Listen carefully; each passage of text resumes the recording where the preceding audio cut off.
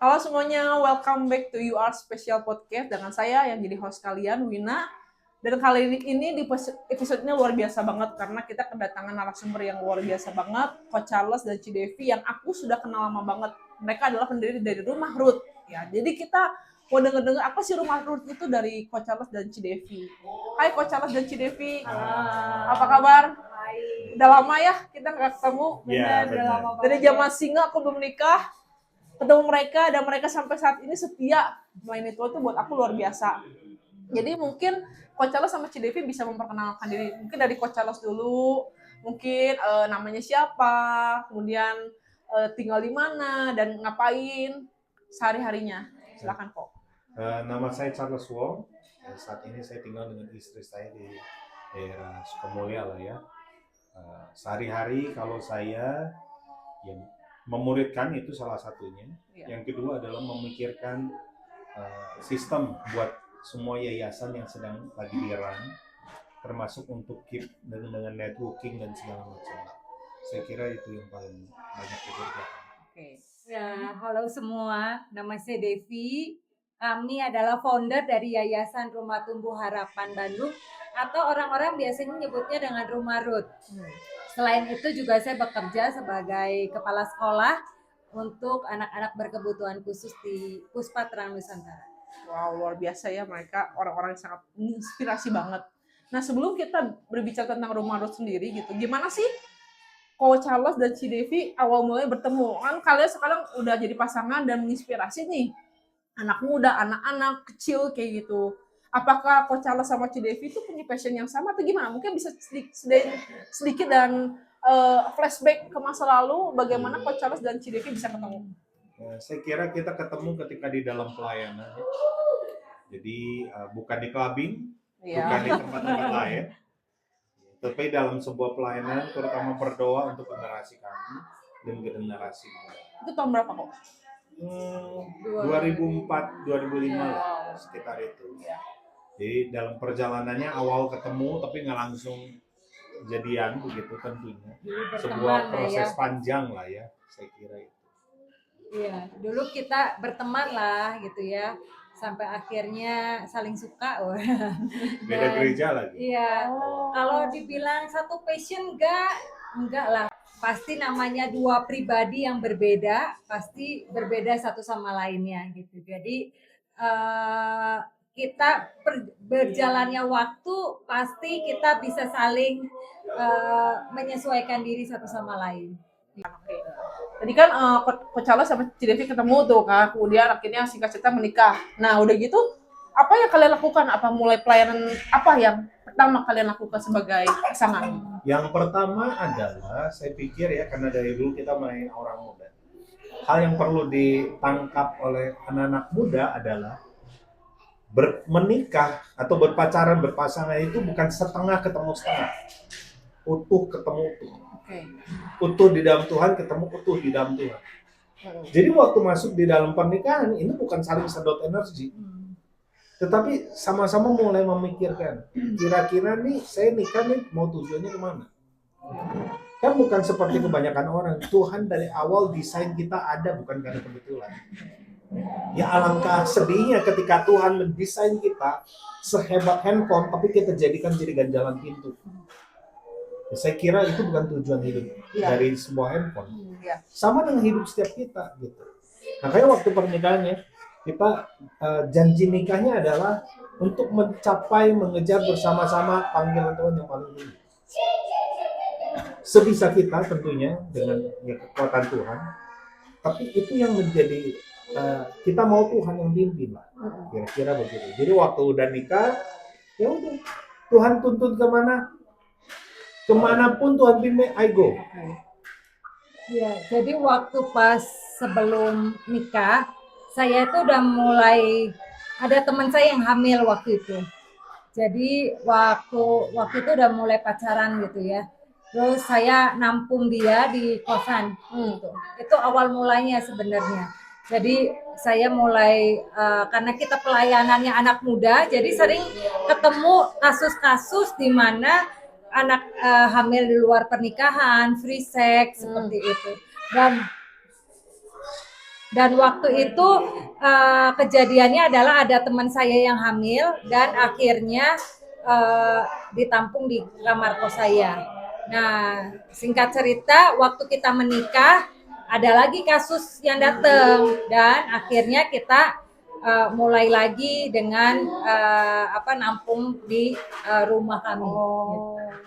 Jadi berangkat dari pengalaman ya, pengalaman Iya. pribadi ya, menampung seperti itu. Kurang lebih akhirnya bisa berdirinya rumah Ruth itu berapa lama sih?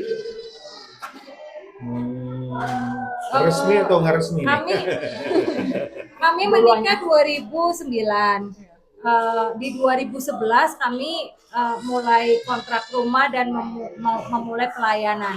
Jadi mulai bentuk yayasan di tahun 2011. Tapi ya 2010 mulai ngontrak, lebih tepatnya 2011 resmi. Jadi karena tiba-tiba yang anak muda hamil luar nikah ini terus berdatangan. Apa yang membuat mereka terus berdatangan? Hantar orang minta tolong, pokoknya begitu. Karena kita kan dikenal melayani anak muda ya. Iya. Terus titip dong, cari info gimana ditolong. Lama-lama, aduh ini nggak tahu harus ditaruh di mana lagi. Akhirnya di rumah saya ada 2 orang. Satu baru melahirkan, anak umur 18, satu anak umur 17, sedang mengandung. Kan nanti dikira saya yang bikin. Nggak salah, Iya. kalau udah kayak gitu kan. Iya. Kalau dulu ada IG, saya bisa diviralkan, bahaya ya. Iya. Sedangkan saya dengan dia nggak bisa punya anak secara biologis. Iya. Saat itu. Akhirnya ya udah, beberapa teman encourage kayak mungkin perlu dibikin yayasan kali ya, gitu. Supaya jangan saya kena tuduh, begitu. Iya, betul. Ini gosip di Indonesia kan rada gawat ya. Iya, betul. Lidah tak bertulang, Iya. katanya, kan gitu. Iya. Jadi akhirnya dibikinlah yayasan. Jadi karena Coach Charles dan Cidevi memang passionnya untuk anak-anak muda ya, melayani anak muda. Jadi tergerak melihat anak muda yang hamil di luar nikah ya, begitu ya. Iya, betul. Akhirnya nggak berapa lama bertambah banyak, dan sampai akhirnya berapa orang tuh Coach? Jadi kan angka aborsi, berawalnya dari angka aborsi di Indonesia yang sangat tinggi gitu ya, 3 juta per tahun. Dan setiap kali kita ngedengar berita ada anak yang dibuang, bayi dibuang, hamil di luar pernikahan, seperti itu tuh kayak hari demi hari ada terus gitu di berita gitu kan. Sorry, ini nggak apa-apa. Jadi Bukti berita. bahwa kita ada di rumah anak gitu. Iya, tapi pakai mikrofon juga. Jadi ada kasus-kasus yang kita sering dengar kan di berita gitu kan. Sering dengar kita cerita-cerita anak dibuang, bayi yang ditinggal seperti itu, anak muda yang hamil di luar pernikahan, dan itu terus-terusan gitu. Nah, itulah yang kita pikir kita akhirnya punya hati gitu ya untuk mencegah angka aborsi itu bisa turun di Indonesia. Dari 2011 sampai hari ini ya total kasus itu udah lebih dari 600 anak. Wow. 600 anak berarti ada sekitar hampir 500 lebih itu wanita yang mengalami kehamilan tidak diinginkan. Yang paling muda di saya 11 tahun. Hamil. Itu daerahnya daerah di Jawa atau Indonesia? Seluruh Indonesia sudah nyumbang. Indonesia. Seluruh Indonesia sudah nyumbang. Gitu ya. Bahkan ada kerjasama dengan beberapa negara lain kayak TKW, bahkan ada yang juga kirim ke kita begitu. Nah, saya pikir kenapa bisa sampai terjadi ya, problem yang sering kali adalah seberapa jauh sih sebenarnya kesediaan kita untuk dipakai Tuhan. Kadang-kadang kan kita pengennya yang kelihatan ya, gimana dengan yang tidak kelihatan? Gitu lah. Mungkin ini yang harus dipikirkan bahwa pelayanan itu bukan hanya di dalam gereja, di luar sana banyak banget. Iya. Terlalu banyak jiwa bahkan membutuhkan sentuhan kasih Tuhan. Iya, betul. Terlalu banyak. Iya. Kira begitu. Jadi gadis muda ini yang hamil di luar nikah ini, mereka hamil itu karena pergaulan kah atau lewat sosial media kah atau apa? Kasusnya bermacam-macam ya. Ada kasus yang rape case, diperkosa. Ada kasus yang pacaran. Nah ini angkanya paling besar, pacaran bablas gitu ya. Itu angkanya paling besar. Lalu ada juga yang kenalan di medsos, lalu ternyata si cowoknya statusnya palsu seperti itu juga angkanya banyak tinggi gitu ya. Iya. Jadi banyak kasus sebetulnya. Ada juga yang hamil karena orang terdekat, misalnya sama ayah kandung, ayah tiri seperti itu juga kasusnya ada Iya. gitu ya. Disabilitas yang diperkosa seperti itu juga kasusnya banyak. Jadi memang ini terjadi di lingkungan kita, kekerasan seksual terhadap perempuan itu ada di sekeliling kita. Ya saya kira termasuk ya yang hubungan tanpa status begitu ya. Temennya teman, baru kenalan di medsos. Karena kadang-kadang pengen nyoba begitu. Iya. Dibodohin lagi, sekali mah nggak apa-apa. Iya. Apa-apa. Iya, betul. Karena dosa seksual adalah salah satu dosa yang paling merusak. Paling merusak. Di antara yang lain mungkin merusak. Tapi yang satu ini emang tingkat damage-nya besar sekali. Sampai ke hormon, pikiran, psikis, fisik semua kena. Gitu ya. Jadi saya kira itulah alasan kenapa banyak orang jatuh di sini. Ya, apalagi anak muda, masa depan bangsa bisa dihancurin. Iya. Ya, jadi segala cerita ada. Mau yang kasus seperti apa? Dari yang bodoh, nggak terpelajar, anak jalanan, sampai yang dapat beasiswa juga ada. Sampai yang IPK-nya 3, padahal cowoknya 1, ada. Mau yang mana ada. Kaya miskin, artinya ini kasus bisa nimpa siapa saja. Iya. Kalau kita nggak jaga, apalagi kita dengan mudahnya free with benefit lah, ya yang kayak gitu-gitu HTS lah, ya pakai bahasa anak muda ya, sange lah, apalah, yang gitu-gitu ya. Saya kira awalnya akan kelihatan keren sih. Iya. Apalagi kalau orang tua nggak ngerti ya. Iya. Nggak ngerti, wah kayak saya bisa punya hubungan di backstreet begitu ya. Iya. Tapi at the end itu benar-benar menghancurkan. Iya. Karena kita ini bebas berbuat, tapi kita nggak bebas milih akibat. Iya, betul. Nah, problemnya ini yang paling jarang disadari oleh generasi muda. Saya kira itu ya.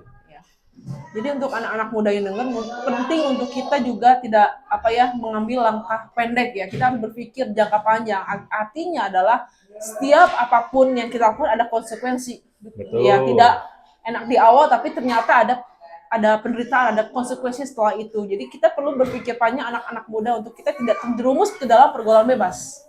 Karena efeknya adalah menghancurkan diri kita atau masa depan kita juga bahkan. Menurut Koko sama Cici, gimana langkah untuk mencegah hal ini tidak terjadi? Langkahnya yang pertama adalah pasti fokus sama Tuhan gitu ya. Itu yang pertama. Jadi tahu batasan-batasan dalam kehidupan. Sewaktu mulai punya hubungan dengan pacar misalnya, jangan pergi berduaan, di kosan berdua seperti itu. Itu kalian harus punya batasan seperti itu biar gak terjadi ya tadi bablas-bablas yang tadi gitu. Lalu yang ketiga adalah fokus dengan apa yang sedang kalian kerjakan. Misalnya belajar ya udah fokus dengan sekolah gitu. Fokus dengan kuliah gitu. Fokus dengan pekerjaan yang ada seperti itu. Bangun hubungan, suka dengan orang itu wajar lah, boleh gitu ya. Tapi tahu batasannya itu sampai mana. Ya, saya kira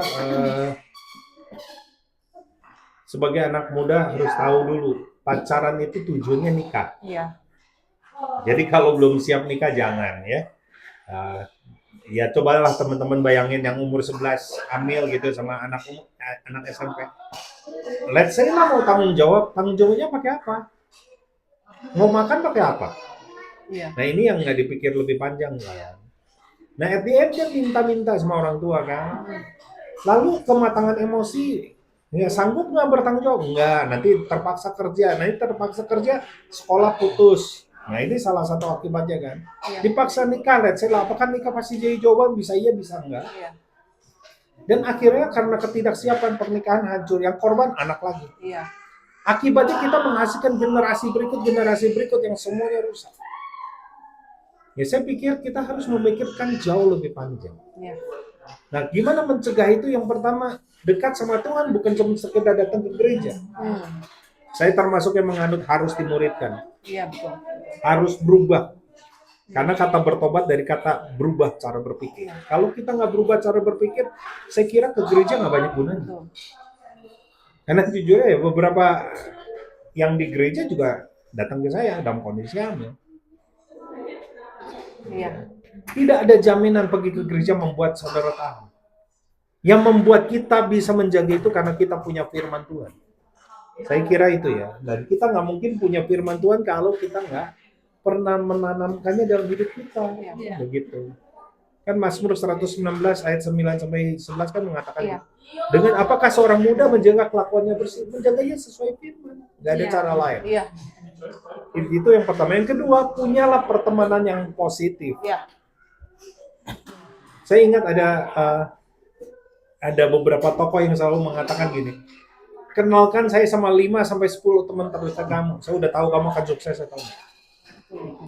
Kalau kita gaul dengan orang-orang yang bahkan nggak bisa bertanggung jawab, ya tinggal tunggu waktu kamu hancur. Ya jadi kita dari awal harus punya, ya lepas dari masalah apakah kita dari keluarga yang sempurnakah, tidak sempurnakah, bahkan orang tua yang nggak ideal sama sekali. Tetapi ketika kita izinkan Tuhan menjadi orang tua asli kita, firman Tuhan menjadi kekuatan kita, saya kira kita bisa lawan. Iya. Jadi kita perlu punya komunitas, kita punya firman. Iya. Ya, yang ketiga, pastikan punya mentor di mana kamu bisa cerita apa adanya. Jadi itu menolong sekali. Iya. Karena dari sana kita belajar tujuan pacaran apa, kita tuh panggilannya apa. Akhirnya kita nggak sibuk dengan yang nggak jelas. Iya.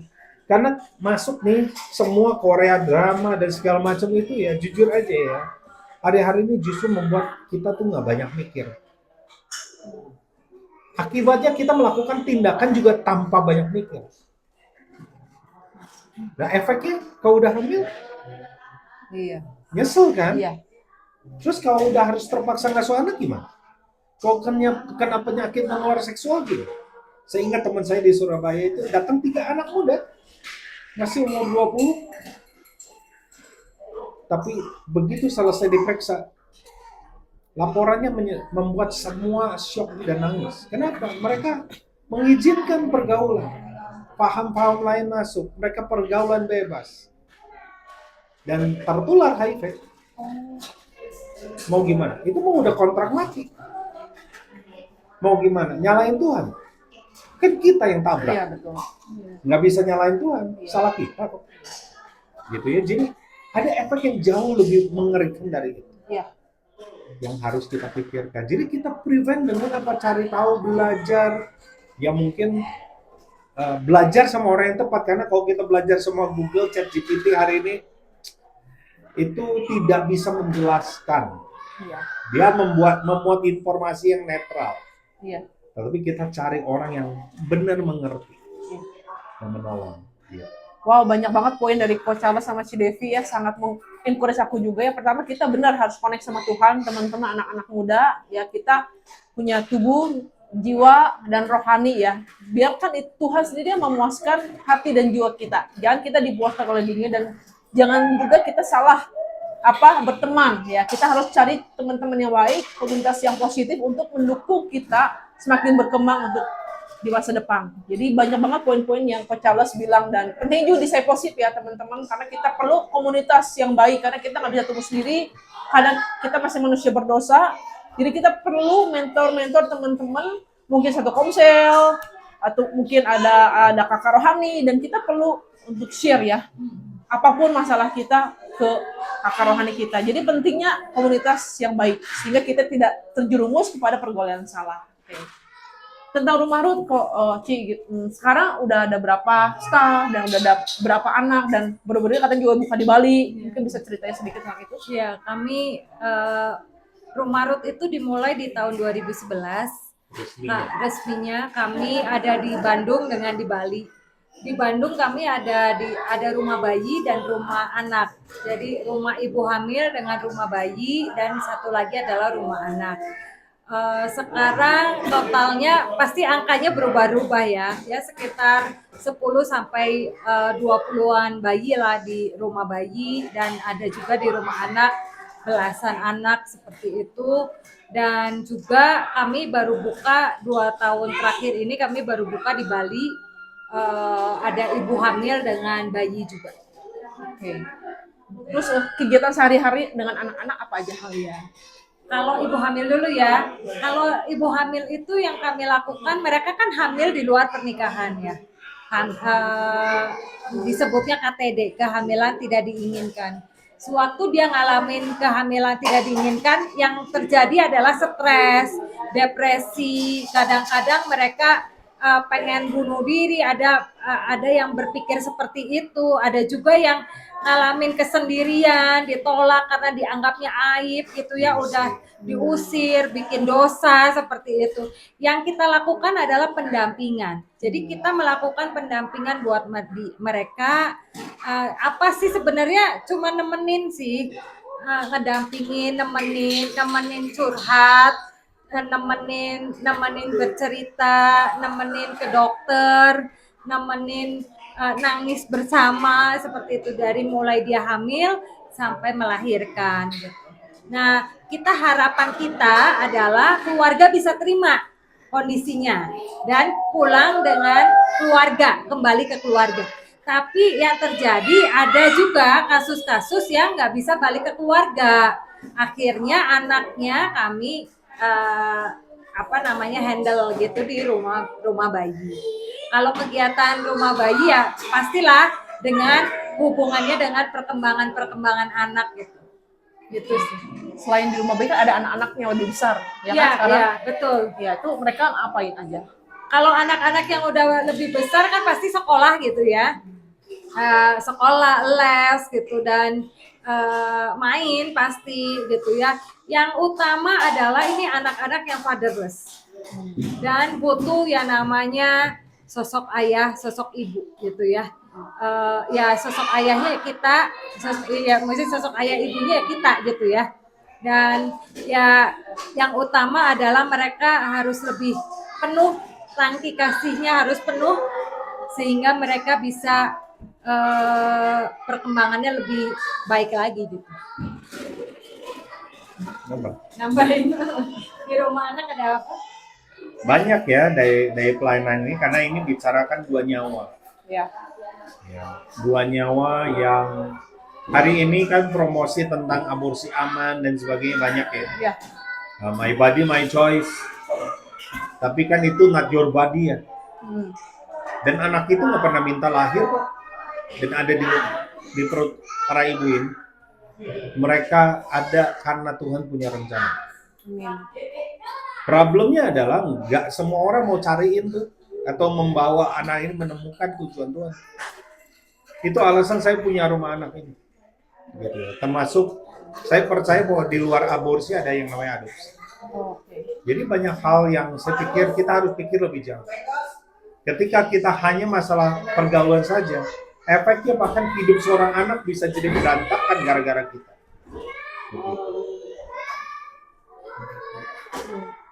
Oke. Ya, ya. Berarti luar biasa ya, Coach Charles sama Cidevi sehari-hari sangat sibuk banget sebagai orang tua atas mungkin ratusan ya, puluhan anak. Puluhan lah. Puluhan ya, puluhan. Terus tantangan terbesar apa sih kok sih? Yang pertama adalah menjaga hati. Karena kita bisa melakukan banyak kegiatan karena ya senang saja. Tapi beda ketika kita menjalankan karena kita punya hati Tuhan. Matius pasal 25 dikatakan, jika engkau memberikan makan, minum, tempat tinggal, pakaian kepada salah satu orang yang paling hina ini, kau sudah lakukan buat saya. Yesus sendiri yang mengatakan. Artinya semua tindakan yang baik tanpa disertai hati Tuhan, nggak ada bedanya dengan semua agama lain. Tetapi ketika itu disertai dengan hati Tuhan, ini sebenarnya merupakan salah satu bentuk kita gratitude, kita punya rasa syukur, kita mengasihi. Saya nggak percaya bahwa ada sebuah kasih tanpa tindakan memberi. Kita bisa memberi tanpa, sorry guys, bisa jangan terlalu ribut, oke? Ya. Otoritas orang lain. Oke, ya jadi tidak mungkin seseorang mengasihi tanpa memberi, tapi kita bisa memberi tanpa mengasihi. Iya. Termasuk mengasihi Tuhan. Jadi berbuat baik banyak orang. Tetapi mengasihi dengan kasih Tuhan itu berbeda lagi. Ya, saya kira mengasihi kayak sekarang di negara kita punya satu budaya wanita hamil nikah itu dipandang rendah sekali, dibuang, ada yang diusir dan sebagainya. Bahkan kami pernah dituduh macam-macam karena dianggapnya membawa aib ke suatu area.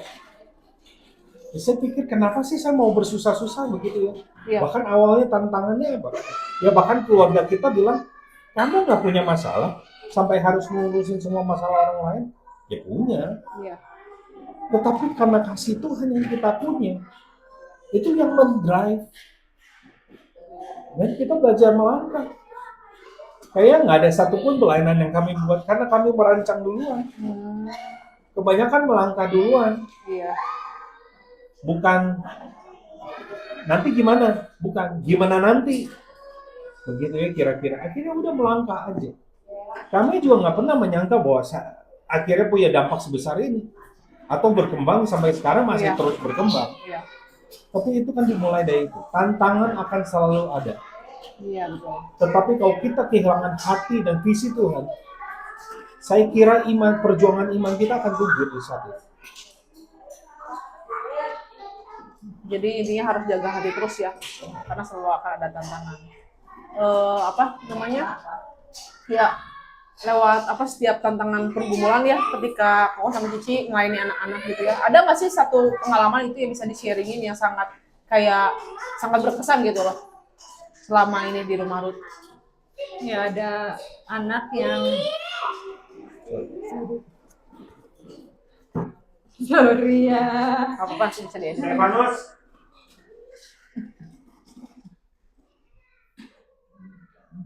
bisa jaga suaranya. Bisa ngomong baik-baik. Han sorry Han ngomong ke Ririn aja Han, suruh handle suara anak-anak Han. Oh, minta Ya, tolong. pelan-pelan. Mau tolong nggak?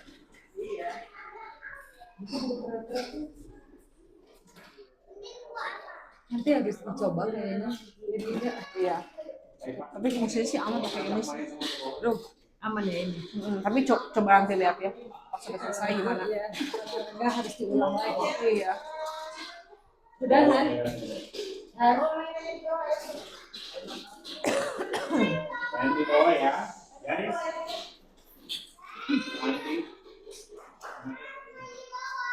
Yuk, main di bawah ya, Philip. Sorry, jangan teriak-teriak Ada anti Ririn gak sih? Ininya Panggil. tolongin ini mainannya dikebawain aja jadi nggak ada suara. Atau nggak usah. Come on atuh. Jangan coba. Ini mau dari awal. Enggak, maksudnya ini yang sekarang. Ya, cerita ini ya tadi ya. Udahan. Jadi kamu, ya kalian semua lihat, dan kamu bertanya lagi. Iya, bertanya lagi. Ya, supaya. Tapi belum di pause sih, belum di pause. Ya udah, berarti nggak usah. Ya, Cerita yang tadi ya. yang tadi kan lewat setiap tantangan yang Cici dan Koko hadapin selama di rumah Ruth ini, mungkin ada pengalaman yang bersama dengan Tuhan ketika melayani anak-anak di sini. Okay, you're gonna say all of that again. Okay, everybody pause. Oke. Look, Ya. and now you're gonna ask. Oh ya. Oke, tadi kan Cici sama Koko udah sharing ya tentang pengalaman di rumah Ruth. Mungkin ada nggak selama melayani anak-anak ya atau ibu-ibu muda di sini yang benar-benar ada pengalaman sama Tuhan gitu? Nah, saya kira salah satunya udah dari awal sampai hari ini Tuhan selalu gerakan orang-orang untuk mengirim susu dan diapers. Kami nggak pernah beli. Dan itu mengurangi banyak pengeluaran ya. Saya nggak tahu apakah ada yang tergerak juga. Jangan bilang saya masih muda dan nggak bisa, karena pernah ada orang-orang di masa COVID, anak-anak SMA bahkan ngumpulin dana untuk kami. Wow. Kok bisa? Saya juga bingung ya. Bisa loh. Dan saya percaya ya, berapapun itu menolong ya. Kadang-kadang saya lihat rekening ya, yang ngasih mungkin ada yang cuma 50.000, ada yang Iya. 100.000, nggak harus juta-juta juga. Iya. Walaupun ada juga gitu ya, tapi it meaningful. Mungkin itu salah satu yang menolong. Iya. Jadi waktu itu kan COVID ya. Terus terang waktu COVID kan jadi Ekonomi keganggu ya. pikiran saya adalah wah donaturnya pasti menurun gitu ya. Dan pasti pikiran kita kan gimana nih susu dan diapersnya anak-anak gitu. Tapi ternyata itu Tuhan jawabnya dengan hal yang lain yang di luar dugaan kami banget gitu. Satu hari ada anak-anak dari Aloysius ya, itu anak-anak SMA gitu. Mereka jualan puding dan kue, lalu ngumpulin buat kita. Hari itu uangnya mungkin gak terlalu besar, tapi sewaktu si anak itu ngirim ke kami, kirim uang ke kami dari hasil jualannya, hari itu tuh Tuhan bicara ke kami, aku bisa loh give kamu penuhi kebutuhan kamu dengan lewat apapun juga. Hari itu kayak hati saya tertegur lah gitu ya. Karena kadang-kadang kita berpikirnya pakai caranya kita, pakai pikirannya kita, bahkan kita mikirnya itu mungkin aduh cari dananya lewat yang mana gitu ya, pikiran kita bekerja. Itu sih yang cerita yang paling ya nyentuh lah salah satunya ya. Pasti banyak. Satu lagi adalah ada satu anak lahir dengan ibu yang udah minum obat aborsi banyak gitu ya. Waktu lahir kondisinya itu posisi otaknya itu di luar gitu. Setengahnya itu di luar. Dan selalu kejang. Kebayang ya. Otak yang di luar itu otak gitu. Bukan daging gitu. Iya. Dan waktu itu pulang dari rumah sakit, kita peluk anak itu, dan berapa hari kemudian harus bolak-balik rumah sakit karena kondisinya kejang terus. Dan kita selalu bilang, kamu diterima, kami jadi keluarga kamu, kami terima kamu gitu.